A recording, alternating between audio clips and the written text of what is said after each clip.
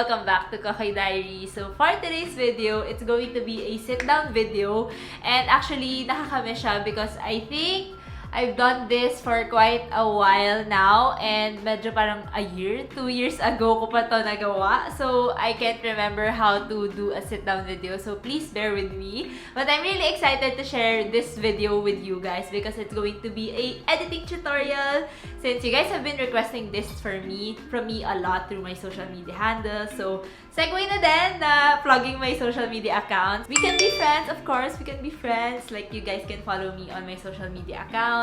Instagram at _Cocoy or on TikTok at _Cocoy. So for today's video, as you can see in the title below, I'm going to be sharing with you guys how I do doodles, handwritten text over on my Instagram stories because I always see replies asking na how I edit those, and super easy lang niya because before I used to do like in editing in my Instagram stories in general, I used to use apps pa and all that, ganon. But I feel like it tends to get tedious and hassle siya to do, and I really want something na super quick and easy lang. So for that, I only use the Notes app, and when I told you guys that, parang iisip nyo na paano siya gawin? Parang how I do doodles on Notes app. So usually kasi sa Notes app, it's just like typing down reminders and all that, text lang siya. Parang how can you do doodles? So I'm going to be sharing with you guys that. It's really, really easy. So of course, since we are going to be using the Notes app, this is for iPhone only because may notes din naman sa Android, pero I think different yung feature niya compared to the iPhone 1 or the Apple 1. But I hope that you guys can still stay tuned till the end of the video because sa latter part ng video, I'm going to be sharing with you guys like tips and tricks on how you can creatively use this feature for your Instagram stories. So, okay lang kahit siguro you guys can use a different app for that for Android users. So, more on the creative way on how you can present those na lang sa stories nyo. So yeah, okay, so let me move on the side so that I can share with you guys this my screen over here. So first things first, we are going to be opening my Notes app. Just click the like marker button below. Magre-reveal yung mga different kinds of brushes that you guys can use. First, let's just explore the kinds of ano? Ang laki na dito. Dali. Okay na. Okay. By the way, for doodling, so you guys can use your fingers naman, but then there's a tendency na the flow would be, like when you do handwritten, it's easier to use kind of like a pen. So, para medyo you're like gesturing na nagsusulat ka lang, ganon. So, for me, I use this one. So, this is a Stylus. Very cheap. I think around 79 pesos lang. And the tip looks like this. I hope that you guys can see though. Kind of like a circle thingy sa end. It's not like an Apple pencil na para lang siyang ballpen, ganon. But this one is like a good alternative, especially that super pricey na mga Apple Pencil. And usually, I'm not sure if Apple Pencil is compatible with iPhone. So, might as well just use this. This is the first brush. When you click it, you guys can see na there are different sizes that you can opt for kung how thin or thick the brush that you want to use. And then below that would be the opacity. Opacity meaning how vivid the solid color would be. Pinaka right side naman, you guys can choose the color that you want. So there's a grid for colors of it. You guys can click whatever color that you want. And then the opacity of it again. And then there's also a spectrum if you want a specific color that is not indicated in the grid. And then there's also a slider if you want a specific hex color, Photoshop code, thingy, ganon. And then for the second kind of brush that we have, I think this is kind of like a highlighter.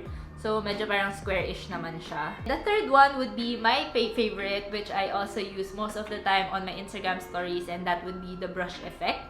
So, kind of like a doodle effect, like chalkboard effect, ganyan siya. For the fourth one, this would be the eraser tool. And then lastly, this would be the, I think, the lasso tool siya eh. Parang sa Photoshop, ganyan. Let's open up Instagram stories. So, this is a sample. I usually take these photos sa morning just to do guys good morning, ganyan. So, once we open up our Instagram story and then may nakalagay na tayong photo or video that we want to use, now let's move on to the notes.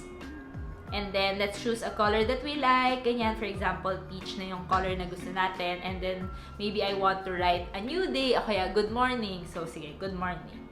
So, doodle tayo ng good morning. Ang pangit. So, usually, medyo trial and error talaga siya, especially that if you don't have a very good handwriting. Ayan.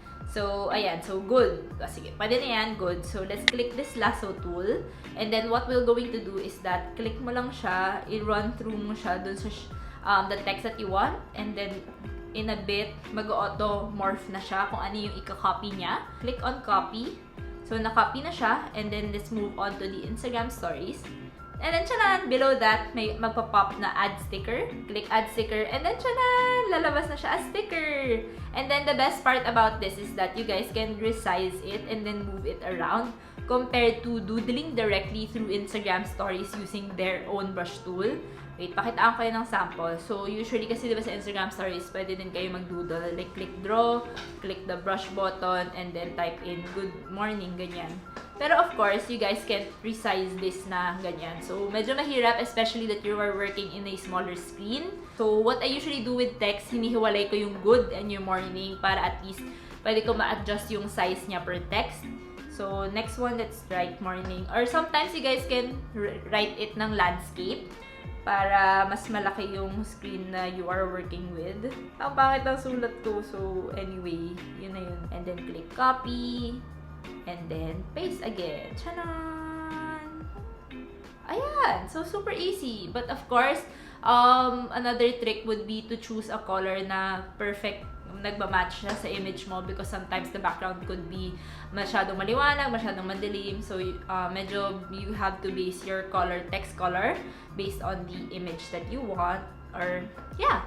So, that is it. Like, super easy. Like, just type it in, copy, and then paste, and then yun na yun. So yeah, that is it. Like, super easy lang talaga. I told you guys that it's really just a simple click, like right and click, and then paste, yun na yun. But I feel like this video is going to be too short, so I also want to share with you guys like tips and tricks on how you guys can like doodle your own way on how to do this. Para lang din makatulong to oomph up your Instagram stories. So yeah, let's do that. First one would be, of course, like elements such as stars, doodles, lines, hearts, and all that. Usually naman with my Instagram stories, I really want to do something na, yun nga, very playful lang. For example, if you want like hearts, yan. You guys can do that too. Diba? So, for me, it just adds a little more playfulness sa inyong image. Ganyan. It honestly really depends on your image kasi if may blank space ba or like room for space to doodle. Because sometimes too cluttered na yung image that you guys don't want to add more elements because parang hindi na alam ng tao kung saan siya titingin kasi nga ang daming nangyayari. The second one would be for the background of your text. For example, here sa good morning, hindi siya masyado nagpa-pop out more since it kind of blends with the background. So, first one that I do is that I go onto the Instagram stories, click on draw, and then use the highlighter tool, and then I just use something, a color na feel ko na mas magpa-pop yung background, and then I like do this. Ayan, medyo, see, nagbe-blend siya. So, everything is just really a trial and error for me. So, medyo dark pa rin siya. But you guys get the point naman na you will lay over sa likod yung background for it to pop out more. But aside from that brush sa Instagram stories, you guys can also do like a brush effect here sa Notes app. Then, what I do is that, ganito lang. Like, i-brush ko lang siya pagilid. Copy. And then, back to here. Move muna natin yung good. And then, put back the background there. And then, put good here. Ganyan. So, diba? Gets nyo guys na may background sa likod so that the text would pop out more. So, you guys can do this with maybe you're tagging someone, maybe a brand, o kaya that's the header that you want to pop out more, ganon. So, emphasize, para mas ma-emphasize siya, kumbaga, that's the word. And then, another one that I want to share with you guys would be, whenever you reshare your recent post to Instagram stories, if you want to let them know na, this is a new post, ganyan. So, tchanan! So, you guys can cover here, put it here, ganyan. Parang new port na siya. Pero anyway, gets nyo naman na yung point. You guys can also do, like, tap here, para lang siyang call to action that people will tap here, diba? So that is it. New post, tap here, link here, yung mga ganong call to actions that you guys can use when someone mentions you. So usually kasi, diba, yung repost lang, tapos plain na yung background na gagamitin mo. So usually I don't like na plain lang yung background na gagamitin. So what I use the brush tool. I-ano lang natin, i-border lang natin, ganyan na doodle tayo ng border. Hindi pa umabot. So, ayan. Parang may border ka na. Isipin nyo guys na parang naka-mention siya. So, medyo malaki. And then, you guys can do borders. And then, another sample would be like adding in corner tapes sa inyong image. So, again, you guys can do this. Maglagay na lang din ako ng mga sample images that you guys can refer to. And then, I'm showing just a small tutorial para lang gets you on how to do that. So, put lang kayo here sa gilid, again, and then here sa gilid. Ayan. So, para lang siyang tape na nasa corner border thingy. And then, second to the last tip would be the background as a brush effect. So, mag-ano lang din kayo. Like, i-highlight nyo lang talaga yung buong image, like buong page nung notes. So, just fill out everything, copy, and then paste. Tcharan! Tapos, what you do is that, move nyo muna to sa taas, lakihan nyo siya, and then makiklik nyo naman sa likod. Yan! Diba? Ang ganda! So, para lang may background talaga siya na parang hindi lang siya solid color na mukha siyang dinudo or something. Ang pangit lang ng kulay na nagamit ko, pero you guys get the gist naman. Gusto ko ng something na like a daily reminder type of post. So, I did this. So, again, dinudol ko lang sa notes yung kunwari U muna, tapos R, so that I can resize everything na hindi siya malalaking chunks and I can move the placement wherever I want. And then, I do the hearts individually. Yung let's turn those, kasi hindi nagpa-pop out more yung text, I just added a background again. And then, emphasize dreams. So, ni-retrace ko lang siya ng maraming beses para kumapal siya. And then, yung mga doodle sa gilid, the smiley. So, I did those individually. Like, copy, sulat, copy, paste, and all that. So, yun. You guys get the process naman. So, yeah, I think that's it. Thank you so much again for watching this video. And I hope that this is going to be helpful for you guys to, like, do something more creative in your Instagram stories. Sana helpful talaga to sa inyo. Kasi lagi ko ito nakukuha. And I really want to share the process with you guys. And I'm really excited how you guys incorporate my tutorial to your stories. So please tag me over on my social media accounts again. @_Cocoy, @_CocoyLive on TikTok. So yeah, if you guys have any other tutorials that you guys want to see from me, let me know. Comment it down below. And also, don't forget to subscribe. So yeah, till the next